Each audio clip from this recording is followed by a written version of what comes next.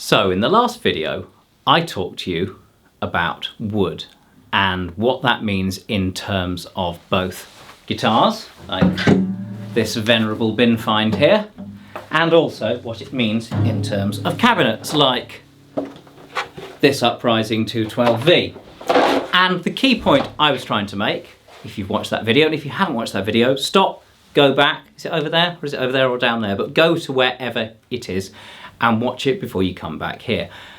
Because what you need to realise is that the tone of a cabinet is not about the wood it's made of. I have seen cab makers occasionally refer to like Tonewood or making the baffle out of a Tonewood, and I don't know whether it's delusional or whether it's just marketing bullshit or what, but it's rubbish. You don't want to be messing around trying to put Tonewoods in a cabinet, because a speaker cabinet does not work like a guitar. It's a very, very different thing. We just make them both out of wood because wood is convenient, but wood isn't actually that convenient for cabinets, which is why we make them out of plywood. Or if we're doing it on the cheap, we make them out of chipboard or MDF. I think they're the main two things: chipboard, MDF, plywood. And there's obviously a lot of different grades of plywoods, lots of different species of timber that can be used in the plywood, lots of different qualities, number of plies, thicknesses, that's an important one, and the most important thing, what you actually do with the plywood. Because a structure is not so much about what it's made of, but what you do with it. A great example is I'm a mountain biker, and people talk a lot about steel frames being flexible and aluminium frames being stiffer. And they're talking about the flex in a good way, that the steel frames take out the buzz when you're leant over in a corner and the suspension's not working properly, and the steel frame has this ability to twist and absorb the bumps a bit more. And I think this related to MotoGP racing as well. If you make a racing motorbike too stiff, then when it's cranked over, the suspension's still working in that direction, so it's not very good at absorbing the bumps, so you need a bit of give to keep those tyres stuck on the road, or on the dirt as is the case for a mountain bike. But actually, steel is far stiffer than aluminium. The reason aluminium bikes are stiffer than steel bikes is because you do different things with the aluminium. So a steel tube in a bike may be this diameter, whilst an aluminium tube will be that diameter. And you can do that because aluminium is less dense, so you can make a larger diameter tube to get the stiffness up. But if you make a larger diameter tube with the steel, you'd have to make the wall thickness so thin to keep the weight down that get a little dent in it, and then you get a buckling failure. So it's not so much about what material you use as what you do with the material. And that really was how Bareface started in terms of how to make the cabinets. The concept behind the business was never about making lightweight cabs. It was just me wanting a better base cab, and everything's sort of gone on from there. And as part of that consideration, I was like, well, why are they made out of, the good ones, say 18mm thick Baltic birch, that's 3/4 of an inch. So that's fairly chunky plywood. And then you start looking into it and you're realising why they're made like that. And much of it's historical, in that when our industry really got going in the 50s and the 60s, and particularly the significant bass cabs of that era, being your Ampeg 810, or the significant guitar cabs being the original Marshall 8x12, which was rapidly turned into two 4x12s, the slanty one and the straight one. The tools they had available were table saws, circular saws, things that basically wanted to cut in straight lines, or you might make a jig and use a router to, say, make the holes for the speakers.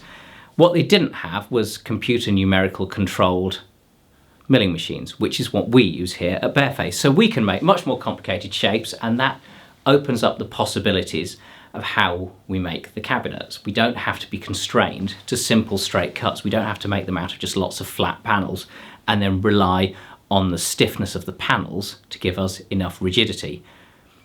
Furthermore, if you look back at old cabinets, people were, and even recent cabinets, but the more sort of handmade ones or reissues of old ones, that are more boutique prices from the big suppliers, you will see people talking about tongue and groove joints. They will talk about rebate joints and all sorts of different joints. And those sort of more complex jointing methods made a lot of sense if you're making a cabinet in the 50s or the 60s into the 70s, because the glues available were very different. If you look back at the glues from then, they were tending to use hide glues, which are protein glues, jelly glues. The way they work is when you've got some spare bits of animal, you then boil up those bits, be it the hide or fish hide glue, which I think comes from the scales and stuff like that, or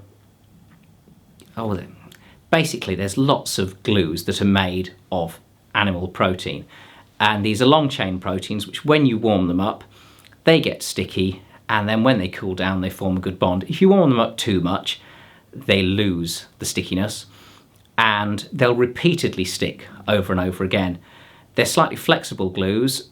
They are very useful glues if you want to be able to rebuild things. So a double bass, where the classic example is, say, a double bass player, so upright bass, living in New York, hot humid summers, cold dry winters. This huge instrument expands and contracts, and they will tend to pull themselves apart seasonally and have to be glued back together again as the wood expands, contracts and pulls on the joints. If that was glued together with a rigid modern glue, say a polyvinyl acetate, a PVA, like we use here at Barefaced, it would just tear apart the wood and you'd end up with a destroyed instrument. So by using a jelly glue, a hide glue, that instrument remains fixable. They are the sort of glues that used to be used in carpentry until, I think at some point in the 70s. They definitely, I don't recall using them as a child in the 80s. We were well into PVAs by then. If you go back to look at pictures of old wood shops, any carpentry firm or furniture manufacturer back then, 50s, 60s, hide glues were the way it worked. The apprentice would be in charge of the pot of glue and would be keeping that glue at a good temperature so the people building the things could make quality things. But because this glue was not that strong, you needed to maximise the surface area of the joint, and you needed to introduce mechanical strength, be it through finger joints like that, or groove joints where you're running into a groove like that, anything like that to make things, or dowel joints, biscuit joints. There's a lot of jointing, and people who like to play around with carpentry get really into this. The reality is here, I started Barefaced whenever it was, 13, 14 years ago, well into the world of PVA, well into CNC machines, though in the early days of Barefaced we didn't use CNC machines. It was straight cuts but doing quite complicated things with them since when did we get the CNC machine? 2012 we've had the CNC machine, and that really opened up what we could do and improved the possibilities.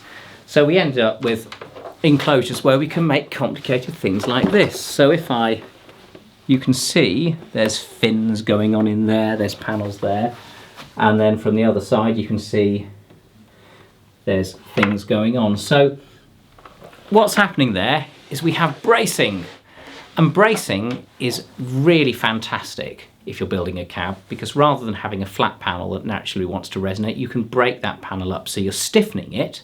So that's step one that you're doing with that panel, but you're also essentially splitting it into two panels, which will therefore resonate at higher frequencies. And the more you can shove those resonances up to higher frequencies, the easier they are to damp and control.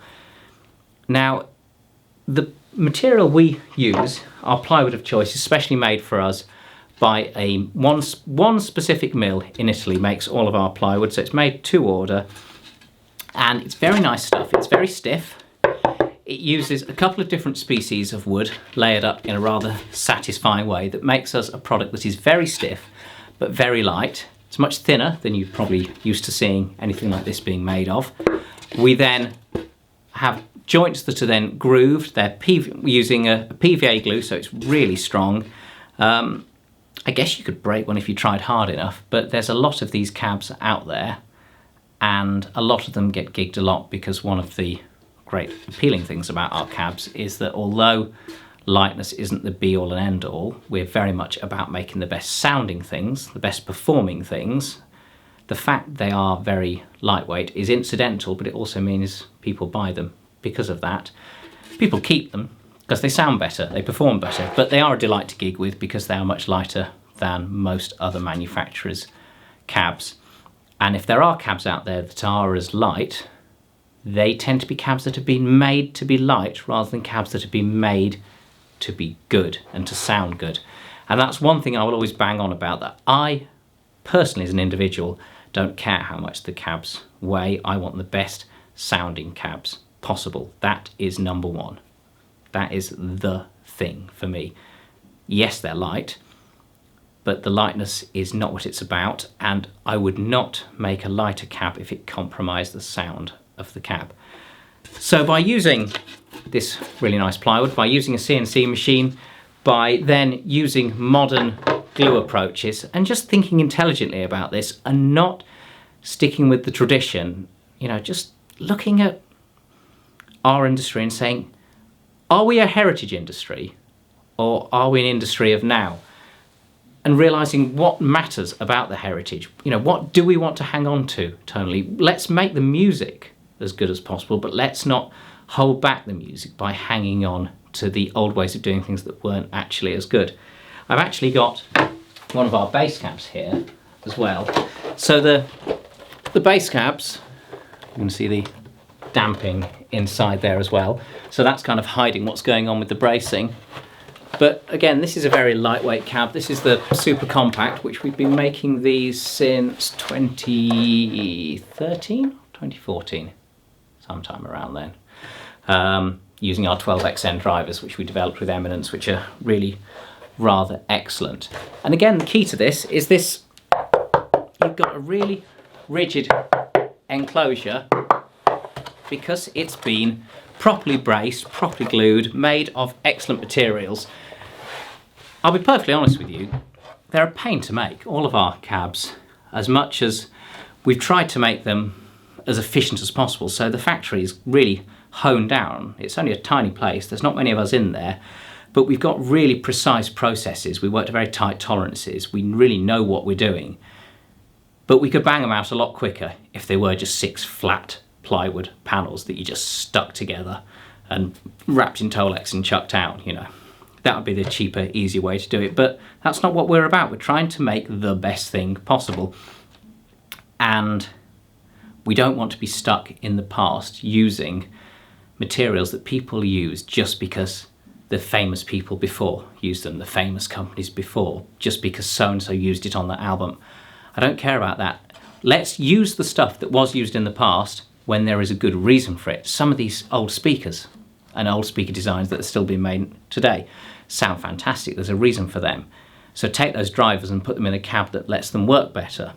Likewise, some of the amps are great, but are we hamstringing the amp by putting it together with a speaker cabinet that will only sound great when you're standing in exactly the right place in the room, or using it with a speaker cabinet that's so low on efficiency we can't get the output we need in a real life gig situation?